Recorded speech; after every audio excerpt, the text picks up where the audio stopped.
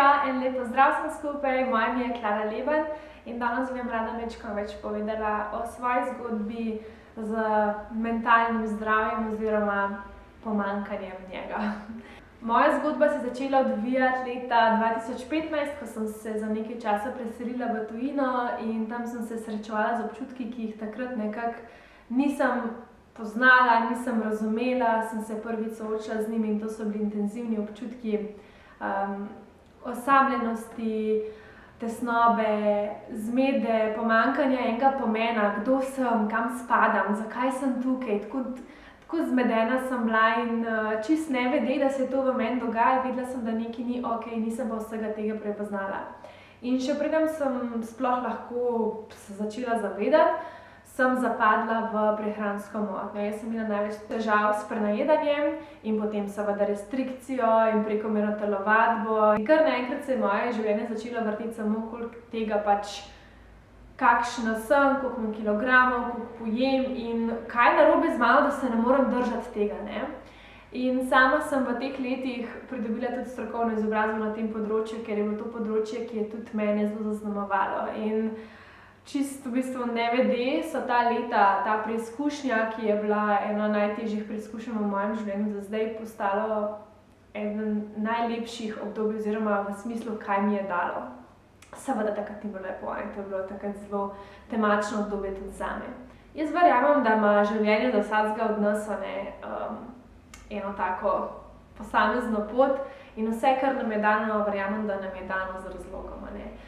Nekaj imamo tukaj, da se naučimo, nekaj imamo tukaj, da nam ti naši občutki sporočajo, nas vodijo, a ne. Recimo, ti imaš drugačne želje kot jaz z razlogom, ker imaš drugo pot v življenju kot jaz, a ne. Bog pomagaj, da bi nas kar vse isto zanimali in vsi isti interesi in ista pot, to bi bilo dolgčas. In jaz sem se v bistvu na tej moji poti počutila ful sama, predvsem zaradi tega, ker nisem si upala povedati na glas, itak najprej nisem razumela, kaj naj sploh povem, kaj se mi dogaja, ker jaz sem bila res tako iz celega mojega razreda, recimo v gimnaziji, ali pa kadarkoli ta zadnja oseba, ki bi rekla, evo, ti si tista, ki boš imela prehransko motnjo, ne. In potem sem direkt jaz punca, ki se ni nikoli tako obremenjevala s svojim telesom, da bi rekla, da sem imela kakršnekoli težave s težo. Ampak recimo v tistem obdobju, ne, če pogledam za nazaj, ko se mi je zdelo, da nisem vedela, kdo sem, tako ta pritisk je bil zame pomanjkanje pomena zelo težko obdobje.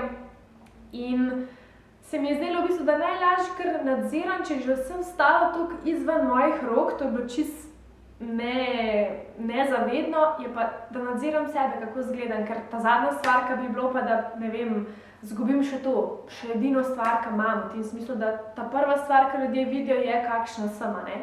In to se mi je zdelo takrat najlažje nadzirati in iz tega je očitno nastalo to, kar je nastalo danes, no.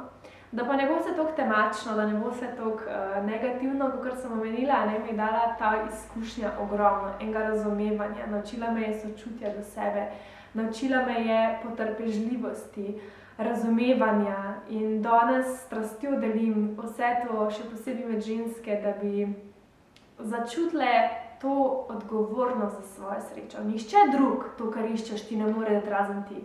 Nihče drug ti ne more reči, mislim, lahko ti reče, ampak če ti ne boš hotel biti boljš, da greš po pomoč, da poveš na glas, da narediš nekaj za svoje dobro počutje. Tega, kar iščeš, ti ne more nihče, ampak res absolutno nihče drug dati, kakor ti. Vsak je sam odgovoren za svojo srečo. In to ne pomeni, sam si kriv, kar se ti dogaja, ne, daleč od tega. Ampak, da se zavedaš, da je dobro počutje v tvojih rokah, da so to tvoje odločitve, ki jih je treba sprejeti vsak zase. Če se bi zdajle jaz na trepalnice lahko postavila, ti jaz ne morem dati sreče, ker to veš samo ti, kaj to zate pomeni. In na nek način se mi zdi, da sem se jaz tudi s hrano, pa itak večinoma vsi tisti, ki imamo na nek, ali pa smo imeli na nek način negativen odnos do hrane, je to nek način odmika od sebe, od občutkov, s katerimi se ne znamo spopasti in pobeg nekam drugam. In če je kaj takega, da vam je vzpodbudno, je to, da se definitivno izboljša.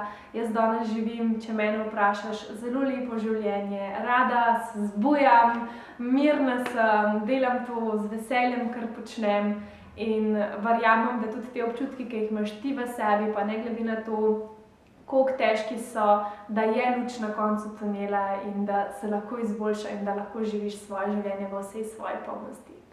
Tako da to je to iz moje strani, jaz vas vse lepo pozdravljam in upam, da se spet kmalu gledamo. Čau!